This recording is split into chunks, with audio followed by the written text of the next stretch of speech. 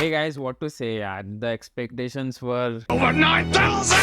and it did deliver, but I was a bit disappointed. If you expect disappointment, then you can never really get disappointed. Irony, right? Because the movie clip is from the movie Spider-Man, and Spider-Man 2 only didn't disappoint, it delivered at the end of the event. Almost 34 games were revealed, guys, and a lot of titles were indie titles, and I think half of the games people have almost forgotten about it by now. It was very disappointing as we had so less Sony exclusives, although it was a Sony event, but maybe the games aren't ready yet, so they didn't wanted to show any, unfinished product. There's a rumor that we're gonna have another PlayStation showcase by end of the year, so there might be they show everything else what we expected. So guys, I'm gonna talk about all the major games which I would say people would be most interested in. So let's start the video, guys. Let's talk about the disappointments first. There was no Last of Us Factions, no Bloodborne, no Silent Hill, no Wolverine, no Death Stranding 2, no Santa Monica and Naughty Dog any new games from them. Just that Insomniac really nailed it with Spider-Man 2 that we are gonna talk at the end of the video. But Naughty Dog even tweeted after the event that they are working on the Last of Us multiplayer, but it hasn't been ready yet. So at least there's a confirmation that the game is gonna come one day or another. So let's talk about the first surprise. I think a lot of people were surprised by this game, and that was Phantom Blade Zero. And damn, it was too good. It was like a fusion of Dark Souls and Ghost of Tsushima. In the intro itself, they say that what are you gonna do when you have only 66 days to live. Graphics, I would say it's okay graphics now because it's almost 2023 and we have seen better graphics, but gameplay wise it just nails it, especially the sword fights and the boss fight. It's just way too smooth. I think if this game runs on 60 fps, it's gonna be buttery smooth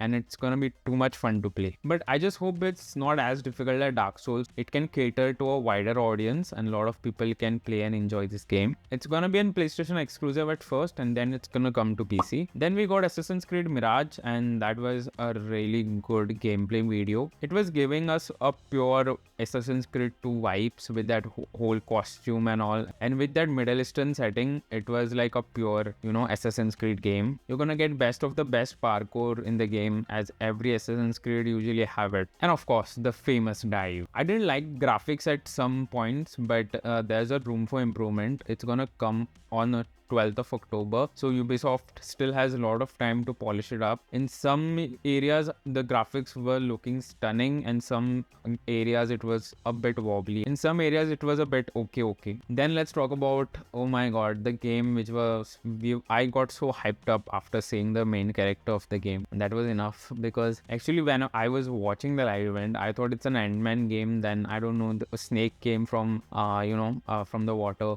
and then the camera just panned and it was the big boss Snake. It was Metal Gear Solid 3 Snake Eater, and it just took everyone by surprise. It was a great reveal. Kudos whoever thought of it. I haven't played the game yet, but I have played Metal Gear Solid Peace Walker and I loved that game. So this is actually, I think it's the backstory of Snake, how he lost his eye and all. So it's gonna be very interesting to play and I can't wait to play it. And you can see the screenshots. The game has been really well made. It's gonna come on PS5, Xbox and PC, so that everybody can enjoy this classic. And then they introduced the Sword of the Sea and it's looking stunning. It's from the developers from Journey. I first thought it's Journey 2, but it was not. But still I'm very happy looking at this visuals. It's just breathtakingly beautiful and it's gonna run like butter on PS5. It's looking so artistic. Just look at it. Too good. See, the character is surfing on a sword. How cool is that? So we don't have a date yet, but it's gonna come exclusive on PS5 first and maybe later on PC. So I'll give you a quick rundown all the other games because I'm not interested that much to talk about them, or I haven't played the first part and all. So first is Alan Wake. It's looking good. It's coming on 17th October. So if you have played it, do let me know if it's worth playing. But it looks good. PS5 and PC both are getting a release. Then we have Final Fantasy 16, and to be honest, I haven't played even a single Final Fantasy yet. I mean, I haven't completed. It's just very overwhelming to me. There are so many parts, and I know there are so many diehard fans of Final Fantasy, and no offense to you guys, but it's not just for me. But great news is it's coming on June 22nd, and a lot of people I know are very excited. and I'm very happy for them. So it's gonna come on PS5 at first, and it's gonna make it to PC on a later date. And then we got even Ghost Runner 2, which was looking very interesting to me. This is the gameplay, and I haven't played the first part, so I don't know actually like how the game is, but looking good. And then there was one interesting game called Teardown.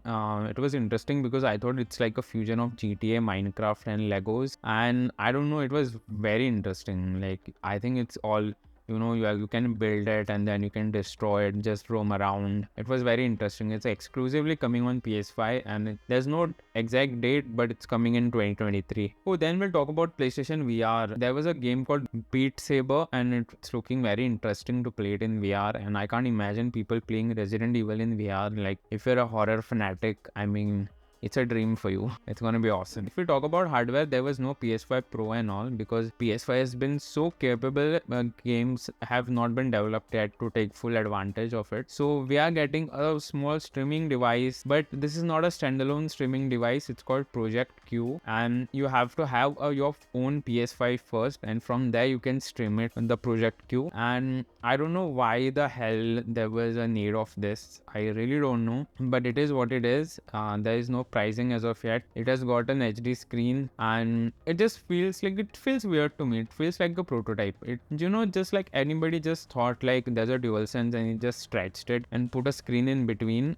It looks weird. I don't know. I don't know how many people are gonna buy, but fine. And they even introduced their earbuds also. Then it was time for the ultimate reveal, and that was Spider-Man 2. I seriously didn't knew Craven was there in the game. But when I first watched the gameplay, I didn't even knew that it was Spider-Man 2. So I thought it's some other game. So Craven's screen presence is amazing. He's looking amazing. When he's gonna fight Spider-Man, it's gonna look badass. First, I thought the graphics were not that great, but then Insomniac really cleared the doubt that this is not the final product, and they are gonna polish it as the release date approaches. And the big surprise was that we are gonna get to play in the symbiote suit as Venom Spider-Man, and it's awesome. Look at the new abilities right here. Our Peter Parker gets totally corrupted by the Venom, and he's manipulating his mind. It has shown very well. Even the voice of Peter Parker has become very aggressive. He's usually very funny and calm, but everyone knows what the symbiote suit does to your mind. But I didn't like the overall, the UI of it, and the whole symbiote suit power abilities UI. So I hope they improve it before the release. Even we get to switch the character to Miles, but it's not gonna be every time we want. Maybe when the story demands it. And just see the jump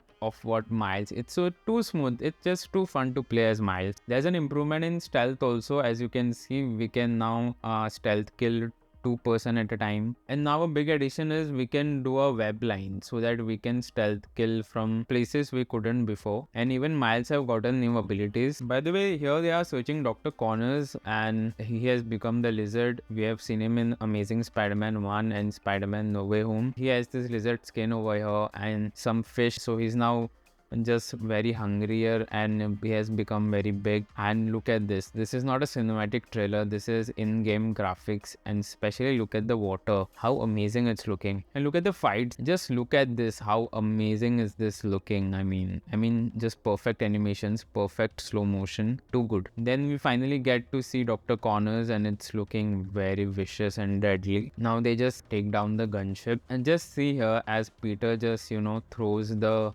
civilian right here, and Miles is doubting who this is actually, because it's not our Peter, it's the Venom. In here, Miles says to Peter that don't go alone to the lizard because he has big teeth, and our Peter also says even he has big teeth. Get it? It's Venom. I have full faith in Insomniac. They are gonna nail this game. They know their project. They are Spider-Man fans. So there is no doubt that this game is gonna be rocking freaking awesome. And graphics would be like top notch, because this is the first Spider-Man game which is totally PS5 exclusive. Even Miles Morales was developed for PS4, so they were holding back in some areas, but not now. So the best thing is we are gonna get this game from like September to December. There's no exact date, but we are gonna get it this year, and I'm very excited. So guys, if you're still watching this video, I really want to thank you. And if you like this video, give it a like and do subscribe to my channel, guys. And I will see you in my next video very soon. And till then, just take care and bye bye.